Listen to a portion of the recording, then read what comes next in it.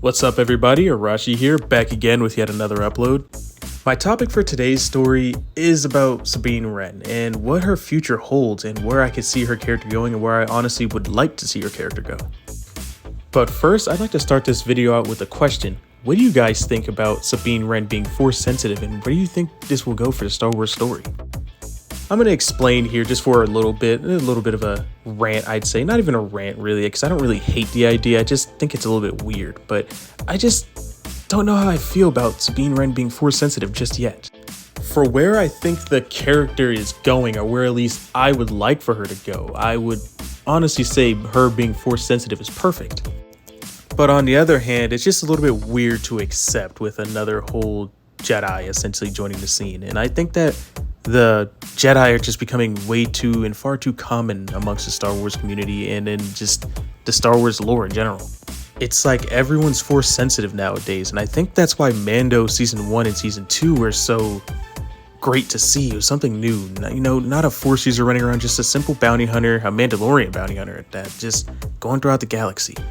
But anyway, I digress. I'm gonna get into why I think Sabine Wren being force sensitive is not as bad as a lot of people are making it seem to be, and explain for where I want the character to end up growing to see her being force sensitive isn't that bad at all. But I can only pray that Disney takes this route and, just somehow sees this video and then takes that idea and runs with it. But anyway, let me get to explaining why I think Sabine Wren being force sensitive going forward is actually a great idea. I think it's a great idea for Sabine to be force sensitive because she's the only other Mandalorian Jedi that we know of outside of Tar Vizsla, and we haven't seen Tar Vizsla and he's not around right now, he's dead. So her being able to train and being able to learn the Force, be able to use a lightsaber correctly and understand the inner workings of the Force is going to be big and long term and into the future. Especially if you think of characters like Grogu. I mean, who could honestly train Grogu? I mean, it's going to be Sabine. If anybody can train Grogu, it has to be Sabine Wren. We already saw in the Mandalorian TV show, we saw Grogu struggling to choose between being a Jedi or going with Mando. So it would be a perfect segue if at some point Sabine runs into Din Djarin and they're able to train together.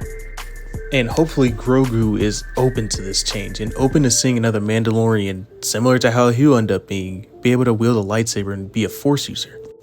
Reason number 2 of why I think it's actually a pretty good idea to have Sabine be a Jedi is that she's actually being trained up, unlike Rey. We see her having multiple training sessions with Ahsoka during the Ahsoka series, and that is just a big step forward in terms of Star Wars in the way they're training people. And although by the end of the season, which I think was just a bit too fast for her to be able to do this, she did a strong force push on Ezra Bridger to get him to the ship. Now, in terms of pacing, I think it was pretty quick, but I think they just wanted to get her to do something force-wise pretty fast in the show, which I understand. It was towards the end of the episode, or end of the season, and she hadn't really done much, force-wise at least. I personally don't think that Sabine will be all that powerful in the Force. Eventually, she'll probably gain some skill to be a mid-tier Jedi. But her, as far as growing up and becoming this powerful, strong Jedi, I just don't see that coming. But what I honestly believe what's going to happen is it'll just be just enough to be able to train someone like Grogu to get him to be just strong enough, and maybe he can take his training even further than that. Now, what I'm hoping happens between Sabine Wren and Grogu is I hope that it's like a Master Roshi and Goku kind of situation. We all know Goku outgrew Master Roshi long ago, but it's the point that he was able to get him into martial arts and really get him to start training hard and get him to hone the basics. I just hope that something like that happens between Sabine and Grogu. Now, in terms of seeing Sabine be able to use the Force so quick, I think that it was a little bit too fast for my opinion, just a little bit. But as I mentioned earlier in the video, we actually got to see Sabine get her butt kicked while training, and that's the whole point of training, honestly. And the reason why I think that it's being expedited is because she doesn't have to be trained in combat. A lot of Jedi had little to no time to train actual combat. Where Sabine, she knows how to use a saber, she knows how to use any kind of polearm, any kind of sword, anything along those lines, and blasters, obviously. And even then, she's still having to relearn the basics of basic saber combat. She was training with Huyang, and then Ahsoka recommended that she moved up, and Huyang says, no. essentially saying that she's still learning. This is a big step forward in Disney characters. Well, Disney Star Wars characters in terms of their training. Like, we saw Rey train for about 5 minutes and she was able to get this down. Whereas we saw Sabine training for essentially an entire season just to get the basic force push and force pull down. And now I believe that we'll be receiving even more training from Sabine through Ahsoka and maybe even Anakin Skywalker. Because at the end of the season, Ahsoka said that they're in the right place. What can she mean by that? And thanks to you, Ezra got home. Ezra is where he needs to be. And so are we. Now, what I think that she means by that is now that she's rekindled herself and reconnected with Anakin Skywalker is that hopefully that she'll be getting trained by Anakin, and hopefully that also means that will lead to Sabine's training as well.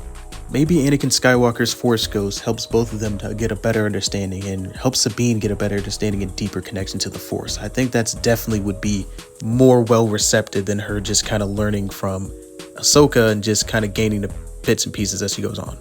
Now, I'm not saying Ahsoka is a bad teacher, but I just think having that extra insight of Anakin Skywalker being there could really help Sabine cement herself in the galaxy and cement herself as a Jedi, as a first Mandalorian Jedi that we've seen in a long time, since Tar Vizsla. Now I know that on Planet Pretty right now, Anakin's there and the son is there, and obviously Anakin's acting like the father now as a complete balance in the Force, but I'm just saying, and for Sabine's character, it'd be great to get trained during this time. I mean, what better time to get trained than being surrounded by the balance in the Force itself and Anakin Skywalker. But anyway, that's it for today's video. I hope you guys enjoyed. As always, let me know your thoughts and opinions in the comment section down below. I love to read it. I'd like to know your guys' thoughts on Sabine being Force sensitive and where you'd like her character to go.